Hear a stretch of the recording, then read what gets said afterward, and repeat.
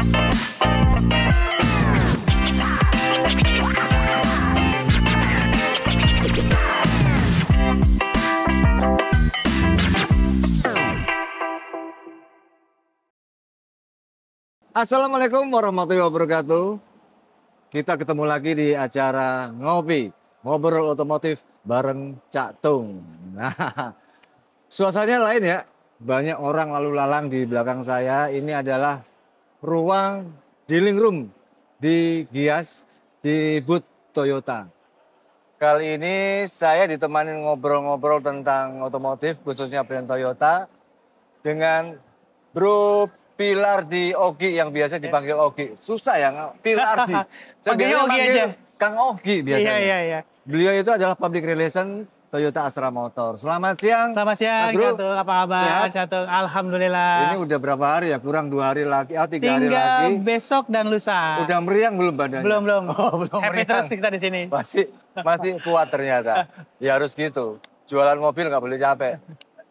Bro Ogi, ini ada beberapa pertanyaan nih, namanya di obrolan ini terkait tentang strategi atau produk Toyota. Yang pertama kita ngelihat saat ini Indonesia ini sedang diuji ya, mungkin kondisi ekonomi ini sangat berpengaruh tentang target penjualan, baik dari secara nasional maupun secara merek. Ya, pasti ada beberapa penurunan lah. Tahun ini yang sudah berjalan setengah tahun, baik tahun kemarin juga. Yang menjadi pertanyaan, daya beli turun, terus minat pasar juga kurang bergairah. Ini adalah menjadi tantangan Toyota. Betul. Gimana sih Toyota menyikapi hal ini? Oh, ya. Jadi kalau misalnya kita lihat ya di semester pertama ini sampai bulan Juni 2025, year to month dan versus tahun kemarin 2024, satu semester itu kita turun hampir 10% ya. Hampir 10%? Secara market turunnya 10%. Dan juga ini salah satu yang menurut saya anomali karena biasanya 1 tahun setelah tahun pemilu itu biasanya kondisinya positif gitu. Nah, cuman kebetulan tahun ini masih turun sekitar 10%, tapi saya melihat kita masih punya semester kedua yang sepertinya lebih optimis dari bulan-bulan sebelumnya. Masih ada space waktu. Masih ada space waktu buat mengejar target kita dan market kita. Kita lihat ekonomi juga sepertinya mulai membaik ya. Bisa dilihat ya, kenapa saya bilang akan membaik karena banyak maker-maker baru masuk ke Indonesia. Benar. Dan juga model-model baru banyak diperkenalkan oleh ATPM yang sudah ada. Ini berarti mereka juga punya pasar yang mereka pasar Indonesia cukup menjanjikan nih. Betul. Ya. Gitu. Terus yang kedua beberapa kebijakan dari pemerintah yang cukup mendukung untuk industri otomotif ya. Kita tahu di semester pertama kemarin, pertengahan semester kemarin kita dapat salah satu keringanan di mobil hybrid. Jadi pajaknya 3%. Iya betul. Itu sangat membantu sekali karena saya harus bilang nih kalau pajak 3% itu sebenarnya yang menikmati adalah customer sendiri. Gitu. Jadi kalau orang bilang, wah pajak ini kan sebenarnya hanya diperbolehkan untuk mobil yang dengan TKDN sekitar 40%. Di mana yang menikmati ya hanya segelintir termasuk Toyota. Jadi di kita sendiri ada Zenix Hybrid dan Corolla Yaris Cross Hybrid yang memang buatan Indonesia. Nah, namun sebenarnya kebijakan 3% ini itu yang menikmati adalah customer. Jadi kita melihat setelah 3 bulan, mungkin hampir 5 bulan ya kita berjualan dengan insentif ini, itu sebenarnya ada fenomena bahwa customer yang asalnya mau membeli mobil bensin, mobil ICE yang biasa, mobil dengan combustion system biasa, dengan beda harganya sekarang dengan yang hybrid cuma 9 juta. Wah, mendingan beli mobil hybrid toh. Dikit banget bedanya. Betul, 9 sampai 12 juta ya. Itu karena ada intensif itu? Iya, karena pajaknya dipermurah, jadi mereka akan berswitching ke mobil hybrid. Nah, itu juga cukup menggairahkan buat pasar otomotif sekarang. Nah, ini yang diuntungkan kenapa customer, jadi sekarang mereka yang asalnya mau beli mobil biasa, jadi menikmati mobil hybrid. Yang kedua, ini juga memperlihatkan nih ekosistem sekarang. Dulu banyak mobil listrik, sekarang mobil hybrid udah mulai menjamur. Benar. Dengan adanya keringanan pajak ini, artinya banyak investasi yang masuk ke dalam Indonesia, gitu. Jadi banyak juga buatan Indonesia yang buatan mobil hybrid yang nantinya akan diproduksi di Indonesia dengan adanya insentif ini, di mana itu akan membangkitkan ekonomi Indonesia kan. Kita tahu sendiri otomotif adalah industri yang padat karya, penyumbang pajak yang salah satu yang terbesar, dan juga banyak industri yang related. Artinya ada industri ban, industri oli, spare part, itu akan menggeliat semua ketika banyak insentif-insentif dari pemerintah yang diberikan, menurut saya sih gitu. Jadi secara apa ya, kalau menurut saya dengan adanya kebijakan dari pemerintah ini, Toyota otomatis diuntungkan ya dengan pasar sebenarnya mobil. pasarnya hanya segitu-gitu aja, Mas. Nah, cuman dengan adanya insentif ini, dulu yang mobil biasa nih, dia akan switch ke mobil hybrid. Nah, dengan banyaknya mobil hybrid ini, orang akan mempercayai, oh banyak ternyata yang pakai mobil hybrid. Secara infrastruktur akan lebih terbangun. Orang akan percaya mobil hybrid, terus makin banyak industri lokal yang akan ikut. Karena spare part kan ngambil dari UMKM. Ini akan menggeliatkan pasar ekonomi Indonesia. Ketika itu akan membuat marketnya pun akan membesar, gitu. Jadi domino efeknya sangat benar. dirasakan. Tapi ya. Secara tidak langsung juga penjualan mobil hybrid itu merupakan transisi untuk ke EV. Mobil listrik, betul. Ya itu dia. Berarti ada peningkatan lah. Misalnya Toyota tidak perlu khawatir karena dengan adanya hal itu penjualan bisa merangkak naik lah. Merangkak naik, betul. Tapi meskipun pasar ini lagi lesu, tapi Toyota masih ada di urutan pertama dari penjualan dari seluruh merek. Itu luar biasa dengan strategi itu. Terus pertanyaan berikutnya, Mas Ogi. Toyota itu punya semua lini, dari mulai mobil hatchback, mobil LCGC, mobil murah, mobil penumpang atau komersial ada kan ya? Betul, komersial ada, mobil hybrid, mobil listrik barusan ini. Toyota mulai mau masuk, bukan mau masuk, tapi udah masuk ke situ. Tapi pasarnya masih belum kelihatan lah. Nah, dengan banyaknya line up yang ada di Toyota ini, apa sih yang menjadi tulang punggung Toyota dalam meraih pasar atau penjualan yang paling banyak itu apa? Dua penjualan paling besar kita memang kita masih bertumpu pada dua model. Yang pertama adalah Avanza. Memang karena marketnya paling besar. Mobil sejuta umat. Dan kita tahu biasanya market Indonesia itu, orang-orang Indonesia itu pengennya guyup. Mungkin dia pengennya walaupun dipakai sehari-hari bapaknya gitu ya, untuk ke kantor atau ibunya untuk ngantar jemput anak. Tapi ketika Sabtu Minggu itu mereka kadang suka membawa sampai nenek, kakek, ngumpul bareng guyup. Itu yang kadang mereka berpikir walaupun dipakai sehari-hari, tapi saya pengen mobil yang 7 penumpang yang besar gitu ya. Jadi memang paling besar masih marketnya adalah di market MPV low. Di mana itu adalah Avanza. Yang kedua adalah Zenix. Nah, kenapa Zenix itu? Karena dia udah punya mobil varian hybrid. Orang pengen cobain elektrifikasi yang tidak merubah gaya hidup, spare part banyak, dijual kembalinya gampang. Mereka berpilih adalah ini mobil yang paling cocok untuk di Indonesia. Karena kedua mobil itu, baik Avanza dan Zenix hybrid, itu di developnya di Indonesia 100%. Berarti R&D.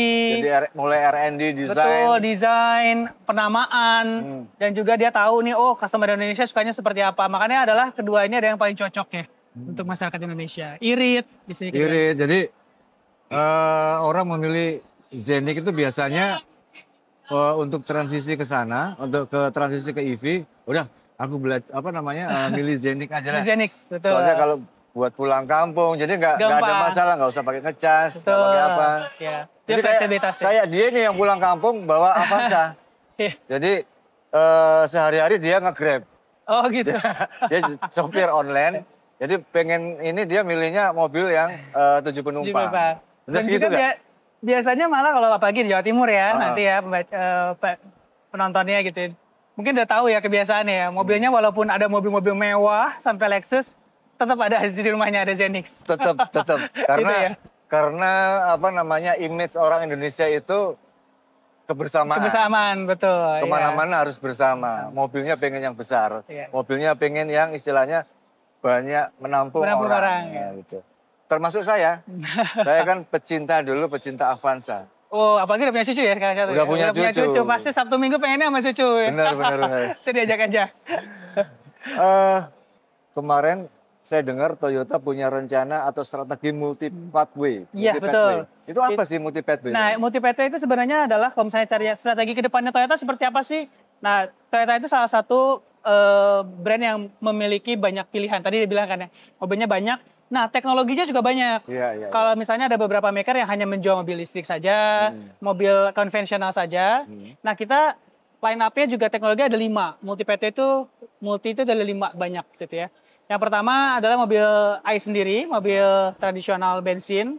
Lalu ada mobil yang kedua, mobil hybrid. Jadi yang sekarang udah banyak, mungkin penjualan kita hampir 14% adalah di hybrid. Terus... Sorry, saya potong. 14% sudah mobil hybrid. Mobil hybrid. Dan dari 14% itu, 95% itu buatan Indonesia. Jadi teknologi kita memang sudah buatan Indonesia. Terus plug-in hybrid, seperti RAV4. Jadi pengen hybrid, tapi kalau baterainya kapasitasnya lebih besar. Artinya ketika nanti dia kalau hybrid itu mungkin 60 km per jam baru mobil listriknya berhenti ke mobil biasa. Nah, ini bisa lebih tinggi dari itu. Jadi jangkauannya juga lebih jauh. Betul. Jadi itu adalah mobil hybrid tapi bisa dicolok. Ya, sebenarnya gitu lebih gampang ya. Lalu ada mobil listrik yang seperti yang nanti akan kita produksi di Indonesia. BZ4X itu akan BZ4X. BZ4X itu per tahun ini mungkin akan kita coba untuk diproduksi di Indonesia. Itu cepatnya ya. Full listrik itu ya? Full listrik, betul. Sampai 600 km jaraknya. Gitu. Iya, kita tahu dengan adanya produksi yang di Indonesia, artinya masyarakat bisa lebih murah harganya karena ada insentif pajak juga. Benar, karena gitu. Mobil listrik yang diproduksi di Indonesia pastinya harganya lebih terjangkau. Lebih terjangkau, betul. Dan nanti ekosistemnya juga lebih terbuat, Pak. Jadi kita nggak pengen cuma jual mobil aja, tapi bagaimana kita bisa membangun ekosistem otomotifnya di Indonesia. Dengan adanya parts yang buat di Indonesia, pastinya nanti UMKM makin berkembang. Terus parts juga tersedia ya, kan partsnya buat Indonesia, masa sih susah gitu kan? Iya, benar. Terus R&D juga di sini, dan juga teknisi kita juga lebih tahu dengan buatan Indonesia ini. Artinya nanti ketika kita ke bengkel, nggak perlu nggak cuma di Jakarta aja tuh, bengkel di Sulawesi udah ngerti. Oh, tahu saya mobil listrik seperti apa cara membaikinya gitu ya. Terus yang terakhir, memang belum masuk ke Indonesia teknologinya, tapi udah ada di Jepang dan di Amerika juga bebas. Itu namanya hidrogen. FCEV kita namain. Fuel cell Toyota udah punya teknologinya ya? Sudah ada dan sudah dijual di Amerika dan di Jepang. Ini kita bahan bakarnya hidrogen. Jadi hidrogen cair itu kita suntikan ke mobil, nanti hidrogennya akan mengubah jadi tenaga listrik, disimpan di baterai, dan jadi seperti mobil listrik tapi tenaganya bukan dicolok ke listrik biasa, tapi dari hidrogen. Bedanya apa? Yang pertama, hidrogen itu dia bebas emisi. Karena kita nggak tahu ya kalau misalnya colok ke rumah itu sebenarnya PLT-nya dari apa. Iya. Bisa jadi dari batu bara juga yang emisinya ada, gitu kan. Benar. Lalu kita tahu sebenarnya di Indonesia listrik pun belum rata ya. Jadi belum tentu nanti teman-teman yang di timur bisa merasakan yang kadang listriknya suka biarpet. Terus yang kedua, ini sebenarnya pengisiannya mudah, hanya 3 menit, nggak usah ngecas lama, dia udah full. Untuk 600 km ke depan. Cuman memang di Indonesia secara infrastruktur kita masih belum ada pengisian dari POM-nya sendiri. Baru ada yang kita punya sendiri di Karawang. Gitu, untuk sebagai pengenalan, untuk research sekarang mulai di situ. Nama mobilnya ada 2, nanti mungkin bisa dari sini ada Crown dan kita ada Mirai. Dua-duanya sedan. Gitu. Itu memang nantinya yang bahan bakar hidrogen itu memang akan dipasarkan di Indonesia ya? Semoga. Secepatnya kita menuju ke sana. Karena lebih hijau. Betul. Lebih hijau. Kita kan ke net emission zero ya. Pastinya pengen beralih ke teknologi yang memang benar-benar pure tanpa emisi. Pantesan Toyota itu istilahnya nahan dulu nih. Dia memperkenalkan main listriknya nahan dulu nih. Ternyata dia sudah punya pengembangan yang lebih Betul. Kita memang sudah pengembangan dan kita juga melihat apabila kita mau coba untuk memasarkan mobil di Indonesia, karena sebagai perusahaan yang bertanggung jawab, kita pengen ya ekosistemnya ready dulu, Mas. Benar. Karena kan sekarang juga pengisian listrik belum banyak. Dan juga kita masih takutnya kita tuh punya budaya yang berbeda dengan negara lain. Namanya mudik yang setahun sekali. Oh iya, termasuk saya. Termasuk saya juga.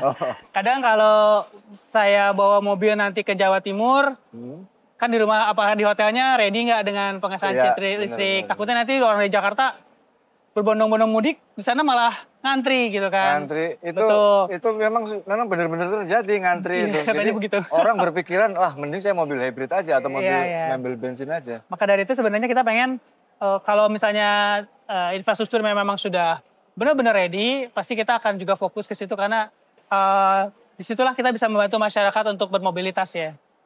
Kira-kira ada berapa persen sih populasi mobil hybridnya Toyota itu? Kalau secara market share sendiri kita nomor 1 mobil hybrid ya. Di Indonesia itu hampir 59,5. 59? Ya, hampir semua mobil dikuasain Toyota? Betul. Luar biasa. Kalau mobil listriknya? Mobil listriknya kita belum terlalu banyak, saya coba cek datanya ya Mas. Oke. Dengan berjalannya waktu ini kan pastinya infrastruktur tadi, kalau bicara infrastruktur, pastinya Toyota nunggu ini lengkap dulu lah. Makanya Toyota kalau ibarat orang main kartu dipirit-pirit dulu satu sambil nunggu infrastruktur lengkap dulu. Tapi oke lah, Toyota membiarkan pemain-pemain merek lain untuk bermain di situ. Toyota menunggu waktu yang tepat untuk mengeluarkan teknologi yang baru. Tapi Mas Yogi, Toyota punya beberapa model hybrid. Lalu saat ini yang sudah memulai masuk ke era EV, Toyota masih nahan lah, masih nanti akan gongnya nanti akan dikeluarin. Kedepannya kalau sudah musimnya EV, mobil ICE atau mobil konvensional itu porsinya berapa persen? Wah, saya nggak bisa ngomong dari sekarang sih Mas, untuk komposisi seberapa persen. Cuman memang kita melihat sebenarnya dari Toyota, kalau mobil ICE itu punya pasarnya sendiri. Masih banyak orang yang lebih suka mobil bensin. Jadi lebih praktikal. Karena gampang ya? Gampang untuk, dan mungkin karena mereka udah kenal dari zaman dulu dengan mobil ICE. Terus biasanya orang suka otomotif Mas. Ya, kadang lebih suka bau bensin nih saya gitu ya. Apalagi yang suka balap, suka performance gitu ya. Itu biasanya lebih suka mobil. Jadi ICE menurut saya pasti akan ada porsinya sendiri di market. Tidak bisa kita tinggalkan begitu saja ya. Jadi memang ICE ini punya marketnya sendiri dan juga yang sudah punya ekosistem dan infrastruktur sendiri. Jadi paling mudah sebenarnya kan di ICE ya. Tapi Toyota meninggalkan mobil dengan mesin diesel. Sekarang udah jarang kan itu Ada, masih. Kita diesel itu ada di 2 model. Yang pertama di Reborn Innova, kita masih jual. Oh, masih ada itu? Masih ada diesel. Wah, saya kurang update ternyata. Jadi diesel kita masih ada karena beberapa customer memang masih membutuhkan untuk mesin diesel dan juga platform leather frame ya. Terus yang kedua Rangga masih ada diesel. Ini mobil baru ini. Iya, salah satu yang tadi kalau bilang tulang punggung, salah satunya mungkin adalah sekarang Rangga karena kita melihat marketnya antara market passenger dan market komersial itu berbeda. Market komersial itu masih menggeliat lebih baik daripada yang sekarang lagi turun market passenger. Karena kan dia buat bisnis. Mau nggak mau dia harus beli ya. Dan kita memberikan pilihan yang lumayan cukup beragam sekarang dengan Rangga. Karena Rangga kan engine-nya ada bensin, ada diesel. Ada diesel. Betul. Jadi ini kita tinggal pilih nih sukanya apa. Biasanya di kota besar itu lebih suka diesel. Karena banyak pom bensin solarnya ya. Kalau di timur Indonesia, mereka lebih suka yang bensin. Karena bensinnya lebih ready. Ya. Gitu. Rangga ini didesain untuk segmen komersial, betul? Betul. Tapi banyak orang yang menginginkan, nah ini. Wih, desainnya ini gagah ya, bagus banget. Ya. Gimana kalau dijadiin untuk mobil passenger? Bahkan tadi saya melihat mobil hobi malah, Mas. Iya, saya melihat, loh, Rangga kok ada mobil penumpang ya? Itu dari Toyota apa dari ini? Itu dari karoseri. Betul, karoseri. Mungkin nggak Toyota ngeluarin untuk Rangga? Mungkin aja. Itu sebenarnya sudah bisa dipesan, tapi sesuai dengan spesifikasi yang diminta oleh customer sendiri. Jadi nggak mass production. Oh, tapi kalau nggak kedepannya yang untuk massal misalnya? Tidak menutup kemungkinan, Mas. Kita selalu terbuka untuk market-market baru. Kita kan selalu ada research setiap periode waktu 6 dan 3 bulan ya. Nah, kita selalu akan membeli feeding nih. Kalau misalnya marketnya ada, pasti kita akan keluarkan model yang sesuai dengan masyarakat Indonesia. Nah, jadi gitu. Buat pemirsa, kasih masukan aja di sosial medianya Toyota. Saya pingin Rangga yang passenger. Nanti akan dibuatkan sama Toyota yang versi passenger. Mas Oki, di luar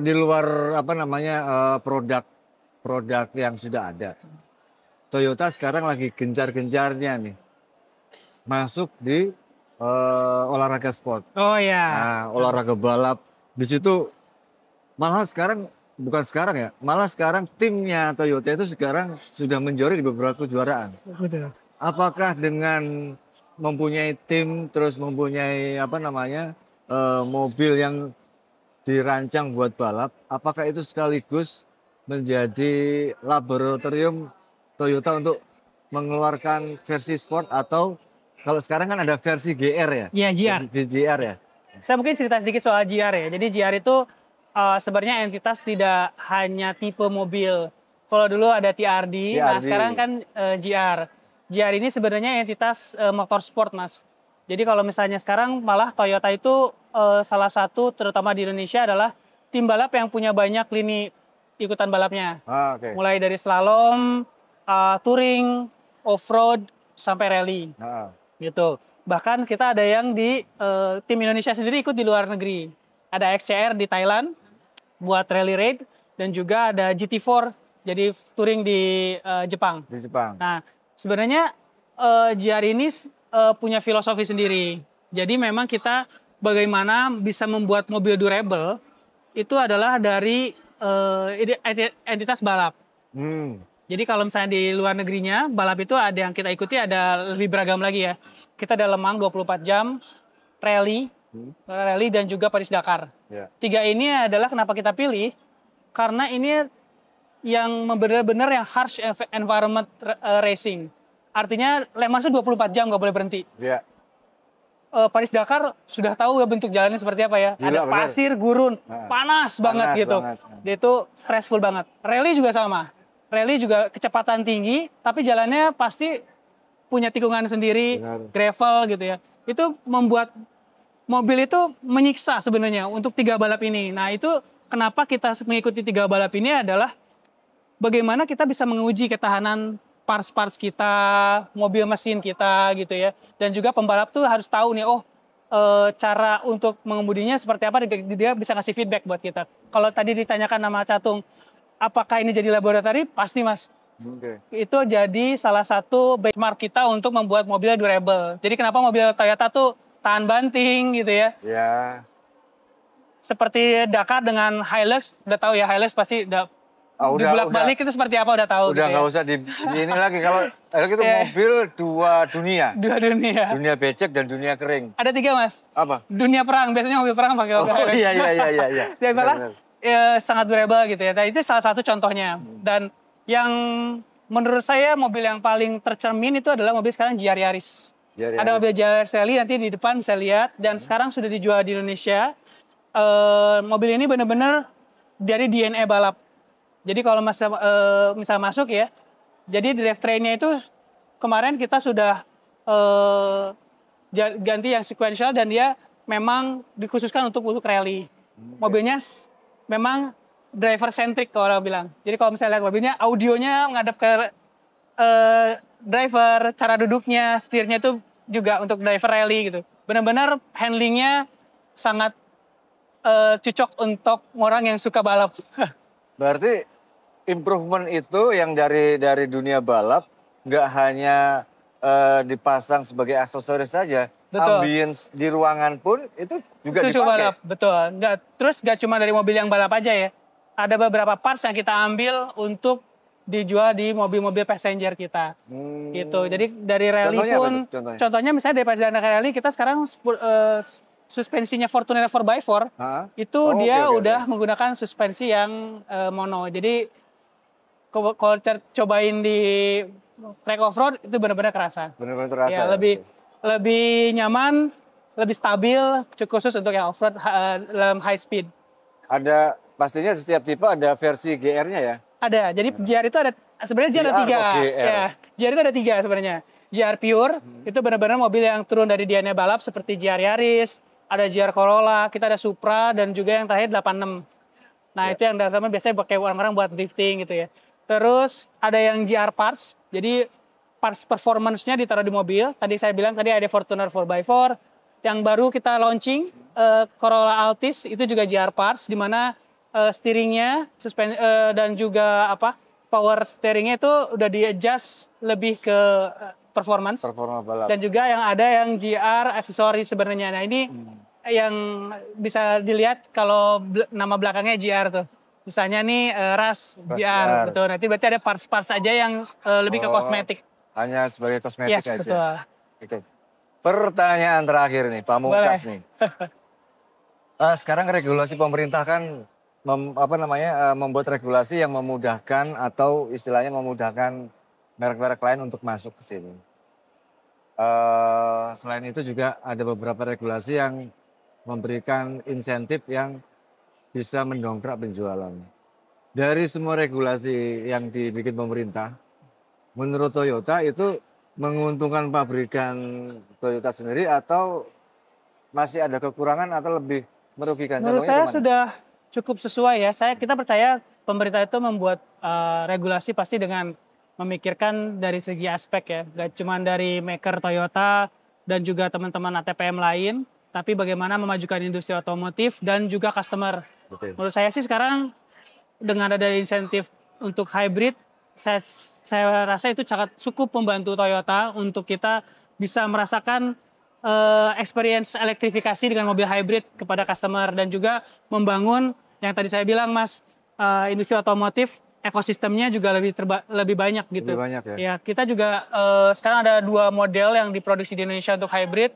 Mudah-mudahan kedepannya makin banyak lagi ya. Mantap. Jadi tunggu saja, Toyota berjanji nanti akan mengeluarkan mobil-mobil yang mempunyai teknologi baru. Mobil hidrogen dan mobil listrik. Tunggu tanggal mainnya. Siap. Oke, bro, cukup sekian. Kita sudahi perbincangan tentang otomotif ini. Membicarakan tentang produk Toyota, strategi Toyota, atau rencana ke depan Toyota mau mengeluarkan mobil apa. Oke, jangan lupa terus tonton podcast Ngopi bareng Cak Tung di Jawa Pos Media. Ngobrol itu penting, yang penting jangan asal ngobrol.